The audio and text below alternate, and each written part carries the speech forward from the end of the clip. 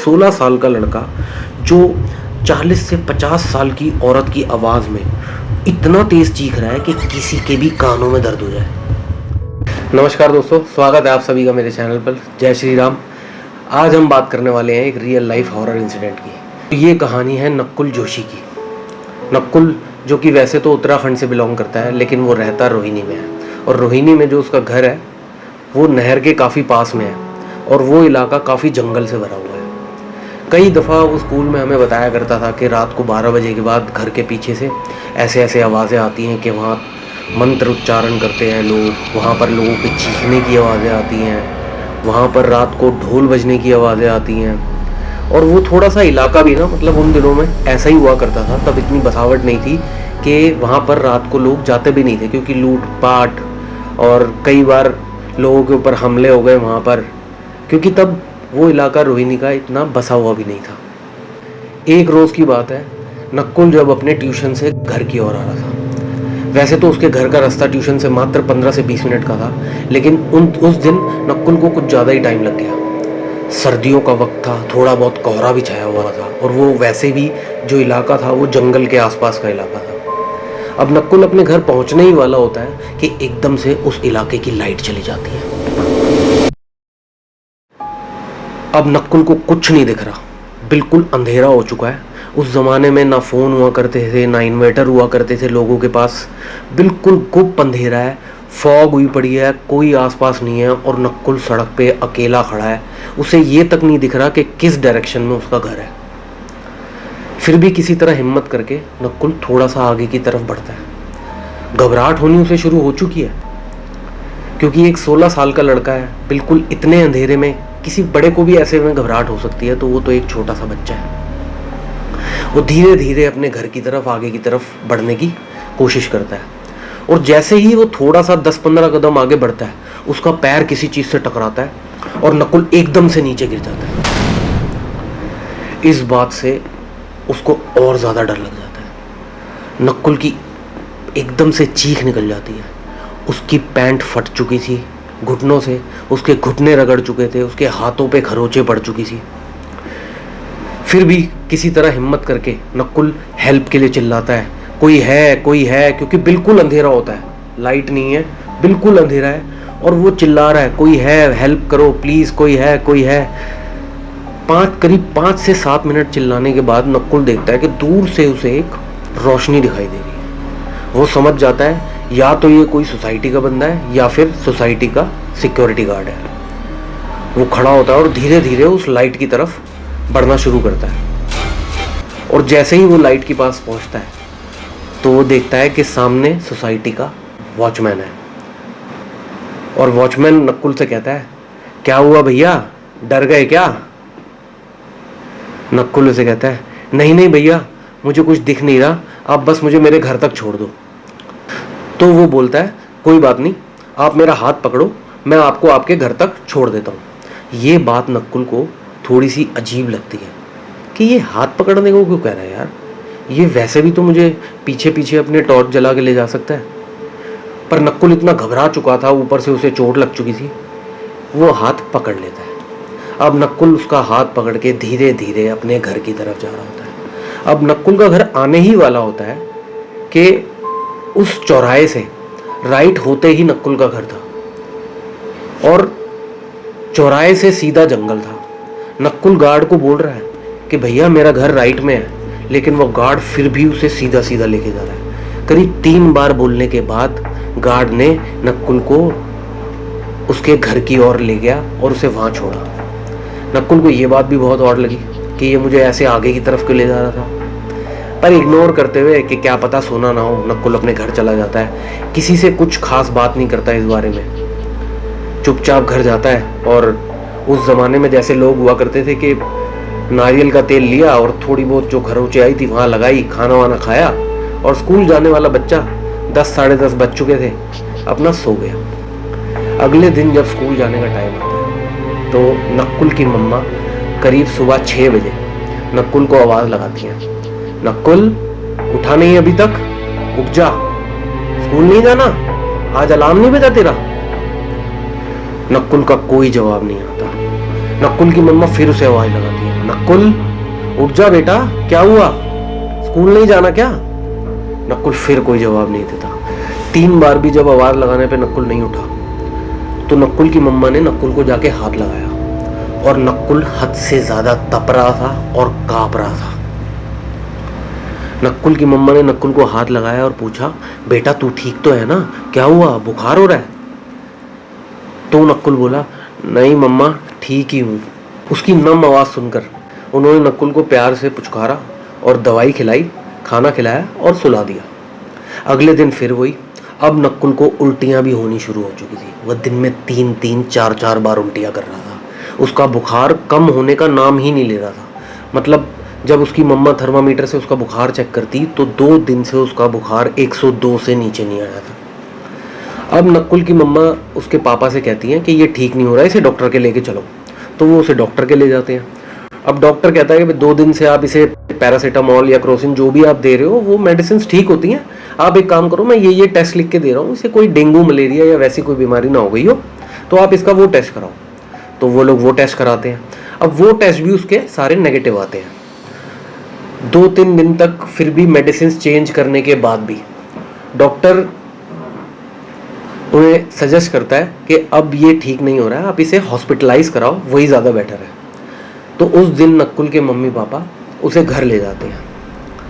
अब रात के 11 बजे नकुल की मम्मा उसे देखने के लिए उसके रूम में आती है।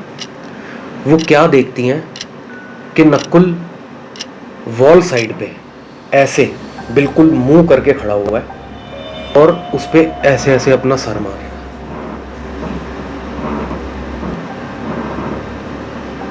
अब उसकी मम्मा ये देख के घबरा जाती है कि ये क्या कर रहा है। उसे बोलती है, नकुल क्या कर रहा है तू? नकुल का कोई जवाब नहीं आता। वो फिर कहती हैं, नकुल क्या कर रहा है तू? और वो क्या देखती हैं कि नकुल बहुत तेज तेज हंसने लग गया। अब ये देख के उसकी मम्मा घबरा जाती हैं। उसी वक्त वहां पर उसके पापा भी आ जाते हैं और जैसे ही उसके पापा आते हैं नकुल की हंसी बंद और वो वहीं कोलैप्स हो जाता है। अब उसकी मम्मा उसके पापा को बताती हैं, भाई ऐसे ऐसे ये दीवार पे सर मार रहा था, हंस रहा था अजीब तरीके से, अजीब आवाज़ में हंस रहा था। तो उसके पापा कहते हैं, कोई बात नहीं, स्ट्रेस में है, होता है, कोई बड़ी चीज़ नहीं है, इसे कल हॉस्पिटल में एडमिट कराते हैं और देखते हैं क्या हो सकता है। वो नकुल को पास ही के एक हॉस्पिटल में एडमिट करा देते हैं। 4 से 5 दिन हॉस्पिटल में रहने के बाद भी नकुल का बुखार नहीं उतरा। वह उसे मेडिसिन देते तो 3 से 4 घंटे तक नकुल नॉर्मल रहता और फिर वही उसका बुखार चढ़ जाता। अब 5 दिन हो चुके थे उसे हॉस्पिटल में, कोई फ़र्क नहीं आ रहा था। तो उनके पड़ोस की ही एक बुजुर्ग औरत ने उन्हें बोला कि आप इसे एक बाबा जी के पास लेके जाओ, हो सकता है इसके ऊपर किसी ने कुछ कर दिया हो या फिर किसी सुपर नेचुरल एंटिटी का इसके ऊपर पूरा का पूरा कंट्रोल हो गया। अब नकुल के माँ बाप थे पहाड़ी उत्तराखंड से, वो पूरा इन बातों में विश्वास रखते थे, बचपन से ये सारी चीज़ें देखते आए थे। वो बिना देरी किए उसी दिन उसको हॉस्पिटल से डिस्चार्ज कराते हैं और ले जाते हैं उस बाबा जी के पास। वो बाबा जी पहले तो नकुल के सर पे भभूत लगाते हैं और भभूत लगाते ही नकुल जो है ना, मतलब इस तरीके से कांपना शुरू हो जाता है और बहुत तेज तेज की चीखने शुरू हो जाता है, क्या कर रहे हो मेरे साथ, क्या कर रहे हो मेरे साथ। तब वो बाबा जी उससे कहते हैं, कौन है तू? और ये कहते ही नकुल फिर से बेहोश हो जाता है। अब बाबा जी अपना मंत्र उच्चारण शुरू कर देते हैं और कई देर के बाद नकुल फिर होश में आता है और बिल्कुल सुन बाबा जी ने अपनी पूरी तंत्र विद्या का जितना जोर लगाया जा सकता है करीब 2 से 3 घंटे तक लगाया। जब उसके बावजूद भी नकुल की तरफ से कोई जवाब नहीं आया, उन्हें कुछ पता नहीं लग पाया, तो उन्होंने सीधा बोल दिया, जी ये मेरे बस का रोग नहीं है, आप इसे यहाँ से ले जाओ और किसी अच्छे और ज़्यादा बड़े तांत्रिक बाबा या पंडित के पास दिखाओ, ये मेरे बस की नहीं है, मेरी तंत्र विद्या से बाहर है। अब नकुल की मम्मा बेचारी रोए जा रही हैं। तो उन्हें याद आता है कि उनके गांव में भी एक ऐसे ही पंडित जी हैं जो काफ़ी मशहूर हैं और दुनिया भर से लोग उनके पास आते हैं अपनी इन तरह की चीज़ों का इलाज कराने के लिए। अब नक्कुल की मम्मी उन्हें, नक्कुल के पापा को कहती हैं कि जी फटाफट से फ़ोन मिलाओ और बात करो उनसे, उन्हें बताओ ऐसे ऐसे हमारे बेटे के साथ ये हो रहा है और ये अजीब अजीब सी आवाज़ें निकाल रहा है। और 3-4 दिन से तो इसे हॉस्पिटल में भी एडमिट किया, तो उन्हें पूरी बात बताओ जो जो भी हुआ है। नक्कुल के पापा ने उनको फ़ोन मिलाया, उन्हें पूरी बात बताई और उन्होंने कहा कि 3 से 4 दिन बाद यहाँ जागर लगने शुरू होंगे, तो आप आ जाइए अपने बेटे को 2 दिन बाद लेकर गांव में। जिन लोगों को जागर के बारे में नहीं पता, तो मैं आप सब लोगों को बता दूं कि उत्तराखंड के पहाड़ों में जब भी कोई अच्छा काम होता है, मतलब किसी ने घर लिया, किसी की शादी है, तो यूजुअली लोग गांव के एक तरह से समझ लो आप कि एक रिसेप्शन रखते हैं या एक पूजा रखते हैं, जिसके अंदर वो लोग पूजा से देवताओं को इनवाइट करते हैं और देवता आते हैं। किसी ना किसी कोई ऐसा स्पेशल इंसान होता है जिसकी सोल इतनी प्योर होती है, जिस पे ऐसी सुपर नेचुरल एंटिटी कह लो, गॉड कह लो, देवता कह लो, आते हैं और वो लोगों से बात करते हैं, लोगों को निवारण देते हैं, लोगों की चीज़ें ठीक करते हैं। तो उन्होंने बताया कि ऐसे ऐसे जागर लगने वाले हैं, आप आ जाइए। नक्कुल के पेरेंट्स ने डिसाइड कर लिया कि वो अब 2 दिन बाद नक्कुल को, जैसे कि उनकी पंडित जी से बात हुई, उसे उनके गांव लेकर जाएंगे। नक्कुल एक प्योर वेजिटेरियन लड़का, जिसकी पूरे दिन भर की खुराक शायद एक वक्त में वो 2 से 3 रोटियां खाता होगा। 2 से 3 रोटियां खाने वाला लड़का दिन में 10-10 रोटियां खा रहा है, एक वक्त में 10-10 रोटियां खा रहा है, दिन में 20-20, 30-30 रोटियां खा रहा है। जो लड़का कभी, जिसने ज़िंदगी में नॉनवेज को हाथ नहीं लगाया, प्योर वेजिटेरियन, अंडा तक नहीं खाया, उस लड़के ने नॉनवेज की डिमांड करनी शुरू कर दी। लेकिन वो पूरी फैमिली नक्कुल की वेजिटेरियन थी, तो उन्होंने उसके लिए उसे बिल्कुल मना कर दिया। नक्कुल की मम्मा ने नक्कुल से कहा कि तुझे जितना खाना है खा बेटा, लेकिन नॉनवेज नहीं मिलेगा। और ये बोल के वो नक्कुल को सुलाकर चली गई। अब रात के करीब 1:15 बजे नक्कुल की मम्मा दोबारा से नक्कुल के कमरे में आती हैं, देखने के लिए कि नक्कुल ठीक है कि नहीं। और वो क्या देखती हैं कि नक्कुल कुछ चबा रहा है और मतलब बहुत अजीब तरीके से चबा रहा है। अब नक्कुल की मम्मा को डाउट हुआ कि भाई ये हरकतें तो कर रहा है, ये क्या चबा रहा है, खाना वाना तो कुछ है नहीं इसके रूम में, आसपास उन्होंने देखा कुछ नहीं पड़ा। तो ज़बरदस्ती उन्होंने नक्कुल से पूछा क्या खा रहा है तू इतनी रात को। और ये कहते ही नक्कुल ने कुछ थूका और उसकी मम्मा क्या देखती हैं कि वहाँ पर नक्कुल एक जिंदा कॉकरोच चबा रहा था और वो कॉकरोच थूकने के बाद भी थोड़ा थोड़ा हिल रहा था। मतलब उसकी मम्मा इतनी घिन कर जाती हैं उस चीज़ से कि बहुत ज़ोर से चीखती हैं और उसके पापा भी उसी वक्त वहीं आ जाते हैं। अगले दिन बिना देरी करते हुए सुबह सुबह इसके माँ बाप नक्कुल को लेके अपने गांव के लिए निकलते हैं। अब इनका जो गांव का एरिया है वो करीब दिल्ली से 12 से 15 घंटे का है और 5 से 7 घंटे जो है वो तो अच्छे खासे शहर हैं, मतलब काफ़ी कमर्शियल है, सब कुछ है। लेकिन 7 घंटे बाद जब असली पहाड़ शुरू होते हैं, असली जंगल शुरू होता है, उसके बाद वो इलाका ऐसा है कि दूर दूर तक सिर्फ जंगल ही जंगल है। जंगल में कई जानवर, कई जंगली जानवर, तेंदुआ, शेर, हाथी, हिरन और मतलब ऐसी हर तरह की चीज़ें आपको उस रास्ते में देखने को मिलेंगी। और मतलब वो जंगल के रास्ते पे एंटर ही करते हैं अभी कि पीछे से देखते हैं कि नक्कुल जो है सो चुका है। अब उसके माँ बाप के आपस में बात करते हैं कि अब चलो बच्चा अभी तक तो ठीक है, थोड़ी सी उन्हें संतुष्टि होती है कि अब तो ना अजीब सी कोई आवाज़ निकाल रहा है, ना कुछ ऐसी हरकत कर रहा है, इसका बुखार भी ठीक है, जो कि दवाई देने के बाद उन दिनों में 3-4 घंटे तक उसका बुखार उतर भी जाता था और वैसा ही हो रहा था। अब नक्कुल के माँ बाप धीरे धीरे पहाड़ों में, जंगल में और अंदर की तरफ बढ़ते हैं। उनके घर का रास्ता अभी भी वहाँ से करीब करीब 2 से 3 घंटे का है। उनके गांव के लिए जब जाते हैं तो एक मोड़ ऐसा आता है जिसमें चारों तरफ दूर दूर तक आपको कम से कम 10 किलोमीटर तक ना कोई आदमी दिखेगा, क्योंकि वहाँ कोई आसपास में गाँव नहीं। वो पूरा जंगल है, आदमी नहीं दिखेगा, कोई लाइट नहीं दिखेगी। और वो मतलब एक ऐसी सड़क है जहाँ पर इस तरफ भी खाई है और इस तरफ भी खाई है। आपसे ज़रा सी चूक हुई और सीधा मौत। अब उस चौराहे पर, या मैं कहूँ उस सड़क पर, जब नक्कुल के पापा की गाड़ी पहुँचती है, नक्कुल और की गाड़ी पहुँचती है, तो क्या देखते हैं कि पीछे से बहुत तेज़ तेज़ 40 से 50 साल की उम्र की औरत की हंसने की आवाज़ आ रही है। अब पीछे तो नक्कुल बैठा था सिर्फ, उसके पापा गाड़ी चला रहे थे, उसकी मम्मा साइड में बैठी हुई थी। अब ये देखने के लिए नक्कुल की मम्मा जब पीछे मुड़ती हैं तो वो क्या देखती हैं कि नक्कुल एक 40 से 50 साल की औरत की आवाज़ में चीखे मार रहा है, बहुत ज़ोर ज़ोर से हंस रहा है।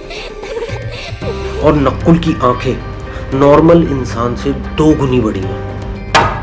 मतलब आप एक बार सोच के देखो कि किसी इंसान की आंखें नॉर्मल से 2 गुनी बड़ी, और वो एक 16 साल का 16 साल का लड़का जो 40 से 50 साल की औरत की आवाज़ में इतना तेज़ चीख रहा है कि किसी के भी कानों में दर्द हो जाए।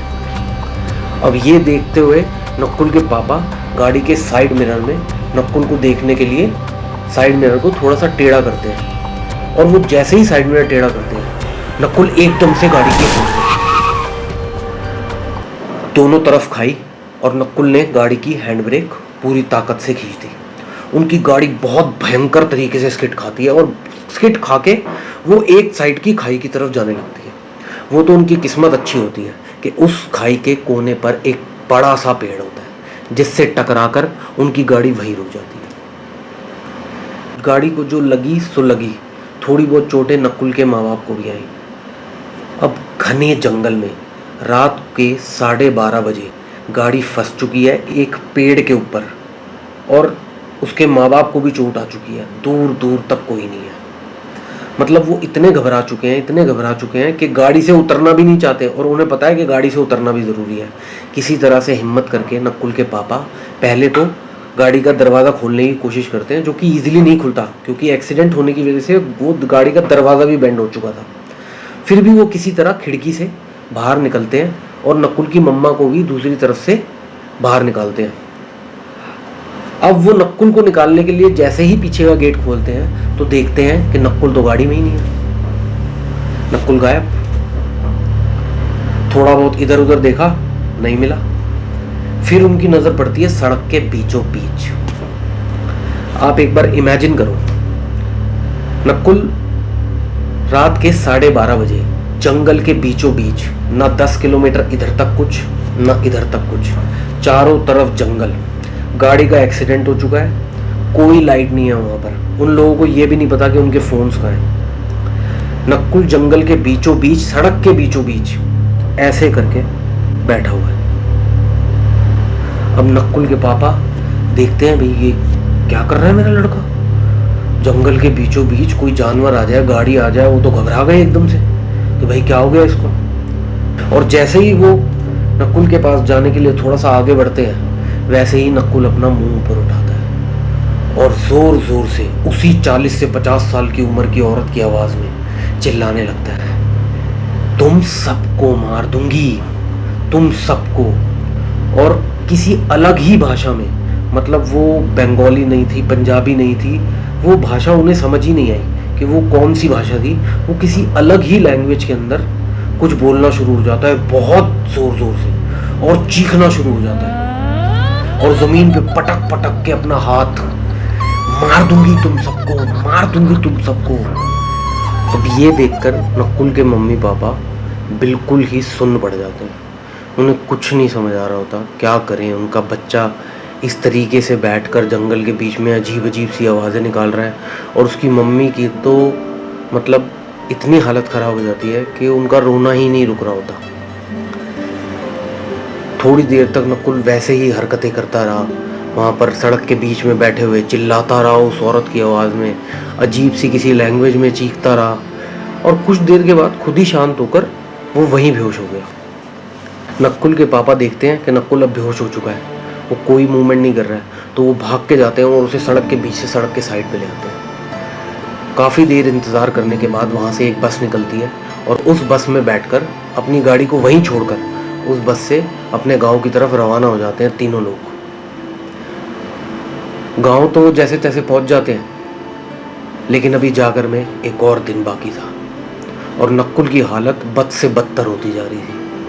वो जो भी कोई सुपर नेचुरल एंटिटी थी या कोई पिशाच था, जिन था या कोई आत्मा थी, वो जो भी कोई चीज़ थी, वो हर रोज़ कुछ ना कुछ नया कर रही थी। हर रोज़ कुछ ना कुछ ऐसी नई हरकत कर रही थी जिसको देख के नॉर्मल इंसान की रूह कांप जाए। ये सारी बातें मुझे खुद नक्कुल के बड़े भाई ने बताई हैं। आज भी जब मैं ये बातें याद करता हूँ उसकी, मतलब लिटरली मेरे को गूज़बम्स आ जाते हैं। घर पहुँचते पहुँचते उन्हें सुबह के 5 बज जाते हैं और वह घर पहुँचते ही सबसे पहले नक्कुल के पापा अपने भाई से कहते हैं कि ऐसे ऐसे नरेश, वहाँ गाड़ी मेरी खड़ी है और बहुत ज़्यादा लग चुकी है, तो तू कोई मैकेनिक ले जाके उसका कुछ करा ले, उसे ठीक करा किसी तरह से। उसके चाचा जी उसी वक्त वहाँ से निकल जाते हैं और नक्कुल के माँ बाप इतने थक चुके होते हैं क्योंकि वो करीब करीब 20 घंटे से सफ़र में थे, ऊपर से उनके साथ ये बीच के इतने हादसे, वो इतने थक चुके होते हैं कि वो तीनों लोग सो जाते हैं। पर अभी भी जागर में एक दिन बाकी था और उसी रात को नक्कुल की मम्मा फिर से उसके कमरे में जाती हैं रात के करीब 1 बजे देखने के लिए कि नक्कुल ठीक है या नहीं। वो जाती हैं और देखती हैं कि नक्कुल तो रूम में ही नहीं है, नक्कुल गायब है। वो एकदम घबरा जाती हैं और उसके पापा को चीख कर बुलाती हैं कि नक्कुल के पापा कहाँ हो, आओ देखो नक्कुल गायब है। दोनों मिलकर पूरे घर में ढूंढते हैं, नक्कुल कहीं नहीं मिलता। फिर उसके पापा नक्कुल के छत पे जाते हैं और छत पे क्या देखते हैं कि नक्कुल जो है वो छत की बैल्कनी, जो छत का जो चौबारा होता है, बैल्कनी होती है, बिल्कुल उसके कॉर्नर पे बैठा हुआ है और इस तरीके से हिल रहा है। और मतलब मुझे नक्कुल के ब्रदर ने बताया कि वो जो जगह है वो इस तरीके की जगह है कि उस चौबारे से नीचे की तरफ सीधा खाई है, कई 100 मीटर की खाई, सीधा जंगल है, नीचे खाई है और सामने रिवर बह रही है। ऐसी जगह पे कोई इंसान रात के 1 बजे बैठकर झूला झूल रहा है। मतलब किसी भी इंसान की देखकर ना ये हालत खराब हो जाए। वो तो हिम्मत है उसके मम्मी पापा की कि वहां भाग कर गए, उसे वहां से हटाया और वो पूरी रात नक्कुल को उन्होंने अपने साथ सुलाया। अब आता है अगला दिन, जिस दिन नक्कुल का सामना होना था जागर के देवता से। नक्कुल के माँ बाप ले जाकर उसे उस मंदिर के अंदर बिठा देते हैं जहाँ पर जागर लगने थे। कुछ देर बाद उनका जो भी पूजा वगैरह होनी थी वो शुरू होती है, सारी चीज़ें, लोग आने शुरू होते हैं और वहाँ जागर लगने शुरू होते हैं। और कुछ देर के बाद ही वहाँ पर एक आदमी के ऊपर देवता आ जाते हैं। और मतलब देवता के आते ही, जैसे ही देवता उस आदमी के अंदर आते हैं और वो कुछ, मतलब जैसे उत्तराखंड के लोगों के अंदर जब देवता आते हैं वो थोड़ा बहुत नाच वाच करते हैं। मतलब जैसे ही वो थोड़ा बहुत नाचने लगे देवता, नक्कुल ऐसे फड़फड़ाने लगा, ऐसे फड़फड़ाने लगा, मतलब जिस तरीके से आपने देखा हो कि जैसे कोई लोग मेहंदीपुर बालाजी या किसी ऐसी जगह पे जहाँ पर ऐसी शक्तियाँ होती हैं, ऐसी सुपर नेचुरल एंटिटीज़ होती हैं, अगर किसी ने उसका लाइव एक्सपीरियंस किया है तो आप देखोगे कि वो लोग ना जिनके ऊपर ऐसी शक्तियाँ हावी होती हैं वो कुछ इस तरीके से कांपेंगे, दीवारों पे सर मारेंगे। मतलब इतने बड़े बड़े पत्थर जिन्हें 10 लोग मिलके भी नहीं ला सकते, वो एक आदमी अपने पैर पे रखे बैठा है। इस तरीके की हरकतें नक्कुल करनी शुरू हो गया। वो ज़ोर ज़ोर से काँप रहा है और मतलब किसी से कुछ नहीं बोल रहा, लेकिन बस ज़ोर ज़ोर से काँपना शुरू हो गया। और किसी ने देवता को कुछ नहीं बताया कि नक्कुल कौन है, उसको क्या परेशानी है, कुछ भी नहीं। देवता खुद ही नक्कुल के पास जाके रुक गए और नक्कुल से पूछते हैं, कौन है तू, क्यों आई है इस बच्चे के अंदर? और आप, मतलब मैं आपको ना करके बताता हूँ नक्कुल के क्या एक्सप्रेशन से। उसने अपनी जीभ अपने दांतों के बीच में इस तरीके से दबा ली और इतनी ज़ोर से दबा ली कि उसकी जीभ से हल्का हल्का ब्लड आने लग गया।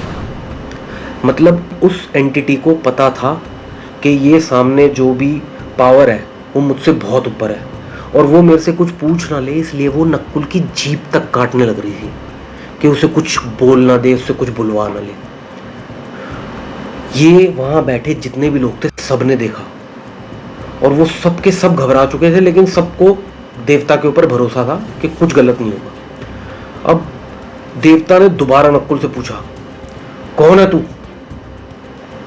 उनके कहते ही नक्कुल जो है वो और जोर से कांपने लग गया और अब की बार नक्कुल चिल्लाया, नहीं बताऊंगी, नहीं बताऊंगी। फिर उसी 40-50 साल की औरत की आवाज में। अब देवता तो देवता है, उनको कोई फर्क नहीं पड़ता तुम कितना ही बड़ा भूत हो, कितना ही बड़ा चुड़ैल हो या कोई भी सुपर पावर, कोई भी सुपर नेचुरल एंटिटी हो।